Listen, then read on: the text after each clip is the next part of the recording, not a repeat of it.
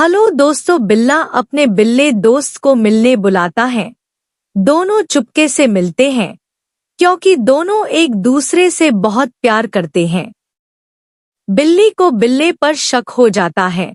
बिल्ली एक डिटेक्टिव को नजर रखने के लिए बुलाती है। डिटेक्टिव बिल्ले पर नजर रखता है। डिटेक्टिव को पता चल जाता है कि बिल्ला किसी और बिल्ले से प्यार करता है। डिटेक्टिव बिल्ले का फोटो लेता है। बिल्ली बिल्ले को फोटो दिखाती है। बिल्ला गुस्से में बिल्ली को प्रेगन्नत कर देता है। बिल्ली बहुत रोती है और घर छोड़कर भाग जाती है, लेकिन बिल्ली की गाड़ी गिर जाती है। बिल्ली बेहोश हो जाती है, लेकिन एक और बिल्ला आके बिल्ली को बचा लेता है। फिर दोनों मिलकर बिल्ले से बदला लेते हैं और बिल्ला को प्रेग्नेंट कर देते हैं।